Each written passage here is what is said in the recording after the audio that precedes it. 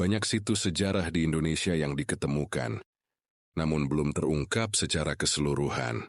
Karena keterbatasan data primer sejarah, akhir-akhir ini juga banyak situs yang mulai bermunculan, namun tetap menjadi misteri.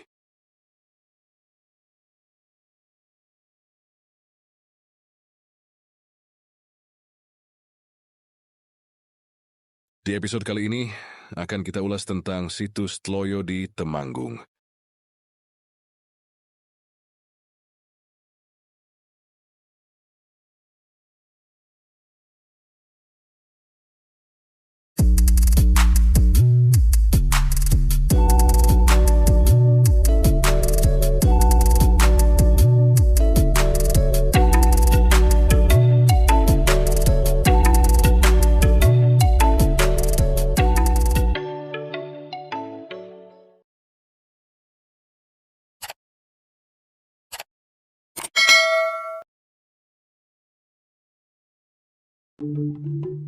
Situs Tloyo terletak di Desa Karanggedong, Kecamatan Ngadirejo, Kabupaten Temanggung, Jawa Tengah.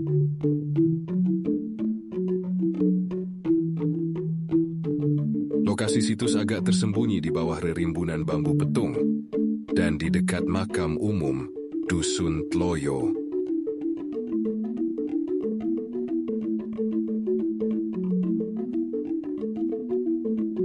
Situs Tloyo berupa temuan umpak. Di sini setidaknya ada 16 umpak yang sudah muncul di permukaan tanah. Diduga masih ada yang masih tertutup tanah. Umpak tersebut rata-rata berukuran panjang kali lebar 90 kali 90 cm dan diperkirakan memiliki tinggi 65 cm.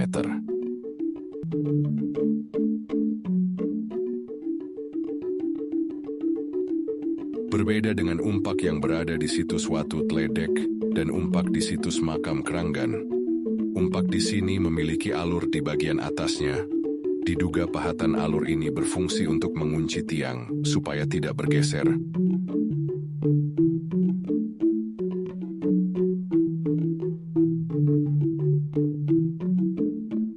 Kemungkinan umpak ini digunakan untuk menopang tiang kayu. Karena menurut cerita, salah seorang warga yang berkebun di sini pernah menemukan kayu jati besar dan susah untuk mengangkat kayu tersebut.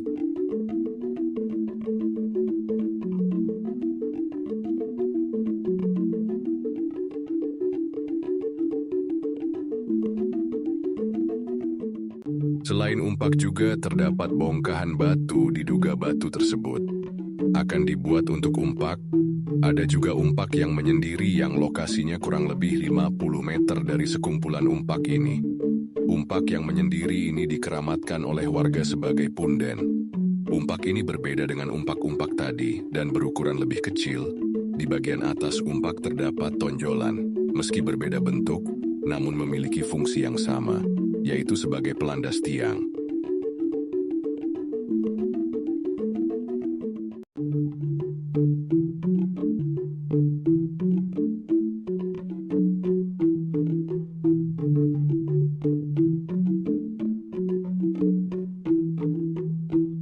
Sebutan umpak diberikan kepada pelandas tiang, yakni komponen arsitektural sebagai landasan atau alas berdiri tiang kayu, bisa juga bambu, sebagai penyangga atap suatu bangunan tradisional Jawa.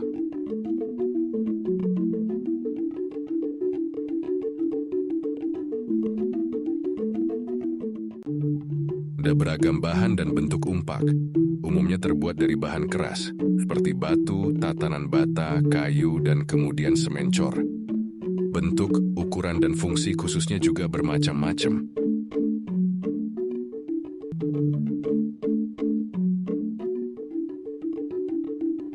Ada yang permukaan atas bujur sangkar, dan tak sedikit yang berbentuk bulat.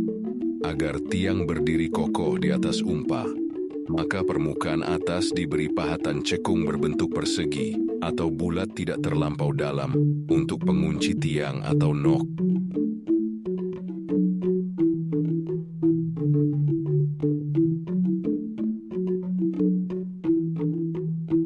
Atau sebaliknya diberi bagian tonjolan atau cekungan, seperti pencu pada waditra logam. Juga untuk pengunci tiang, misal pada umpak watu gong yaitu varian sebutan watu kenong atau watu bonang.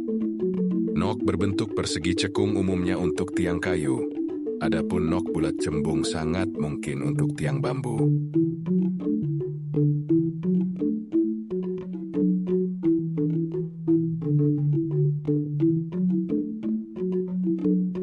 Ukuran umpak disesuaikan dengan ukuran tiangnya, besar, sedang, atau kecil.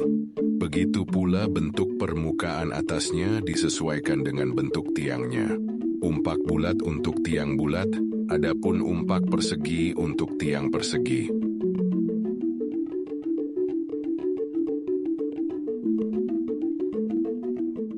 Seringkali bagian atas dibuat lebih kecil dari bagian bawah, tirus, supaya umpak dapat berdiri dengan lebih kokoh dan lebih artistik bentuknya.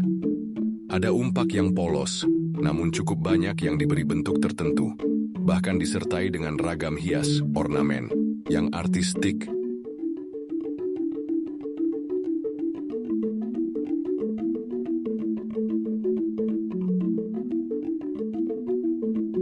Ada pula umpak yang amat bersahaja, yaitu hanya lempeng batu berpermukaan cukup rata, atau tatana sejumlah bata.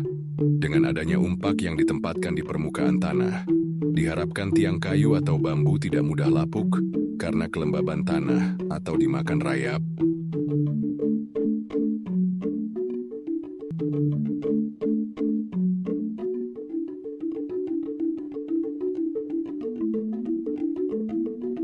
Umpak telah hadir di Nusantara semenjak zaman prasejarah. Paling tidak sejak hadirnya tradisi budaya megalitik pada masa perundagian sebagai pelandas tiang dalam konstruksi rumah panggung.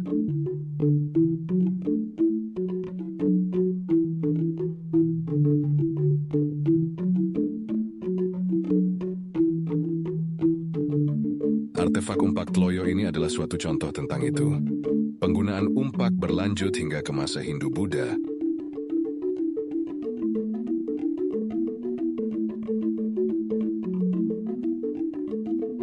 Sebagaimana terbukti oleh adanya tinggalan cukup banyak umpak dalam beragam bentuk, ukuran, dan fungsi khusus. Relief-relief candi yang menggambarkan tentang bangunan berkonstruksi kayu juga perlihatkan penggunaan umpak sebagai pelandas tiang. Pemakaian umpak terus berlanjut hingga masa pertumbuhan dan perkembangan Islam.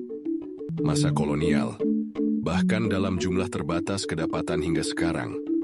Tergambar bahwa umpak hadir dalam lintas masa, sejak zaman prasejarah hingga kini.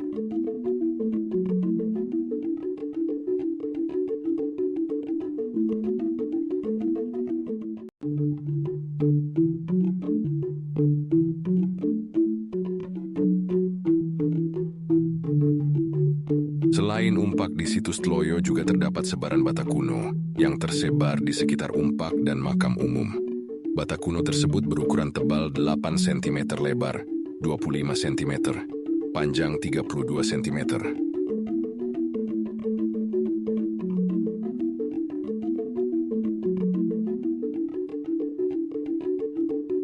Temuan lainnya adalah balok batu andesit yang tersebar di makam umum.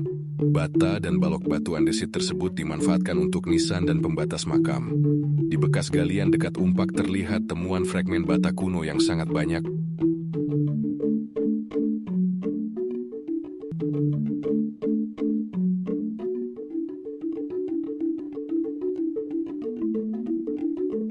Seperti yang saya jelaskan tadi, bata kuno dan balok batu andesit ini merupakan bagian dari struktur bangunan batur, yang di atasnya diletakkan umpak-umpak, dan di atas umpak terdapat tiang untuk menyangga atap bangunan.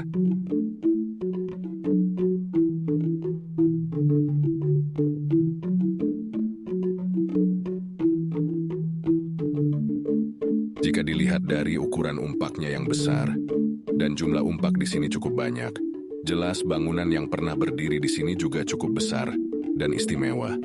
Mungkin bisa tempat tinggal orang penting, atau asrama untuk kaum Brahmana. Diduga situs ini merupakan peninggalan era masa klasik abad ke-9 Masehi.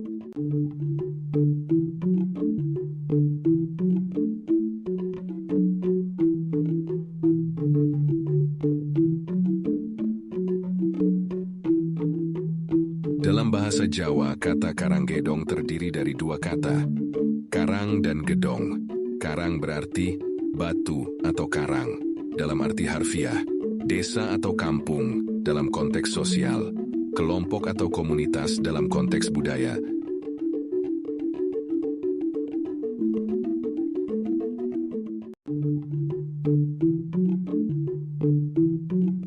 Sedangkan gedong berarti bangunan atau rumah besar, istana atau kediaman raja, tempat tinggal yang luas. Jadi, Karanggedong dapat diartikan sebagai desa atau kampung dengan bangunan besar, tempat tinggal komunitas dengan rumah-rumah besar, kawasan pemukiman dengan bangunan istana atau kediaman raja.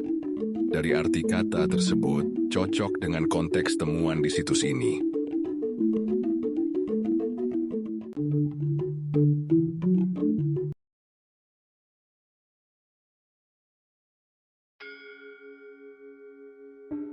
Sedangkan nama Dusun Tloyo merujuk ke cerita rakyat yang menceritakan situs ini tentang rencana pembuatan Masjid Agung di wilayah ini.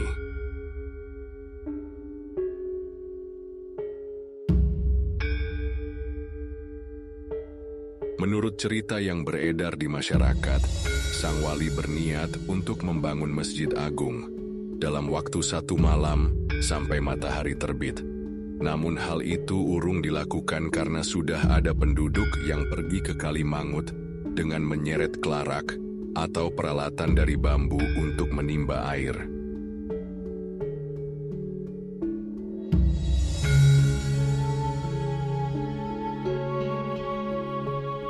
Dengan demikian, rencana pembuatan Masjid Agung tersebut gagal dilakukan. Praktis penduduk dusun tersebut menjadi Suloyo, sehingga tercetuslah nama Tloyo yang berasal dari kata Suloyo.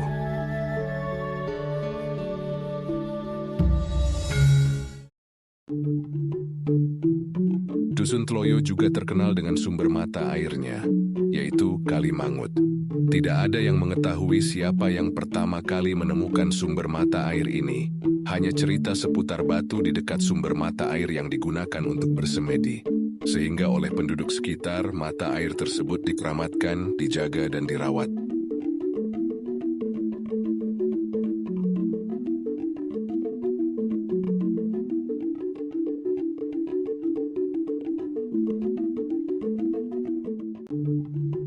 Sumber mata air Kalimangut membawa manfaat bagi banyak orang, baik di dalam desa maupun dari desa lain, sehingga penduduk sekitar mengadakan selamatan.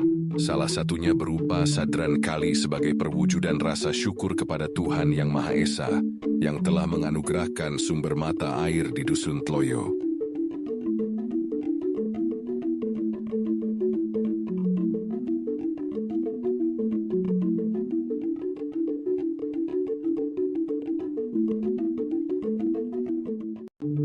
Demikianlah ulasan tentang situs Tloyo. Semoga menambah wawasan dan mengembangkan rasa bangga terhadap kekayaan sejarah dan budaya Indonesia.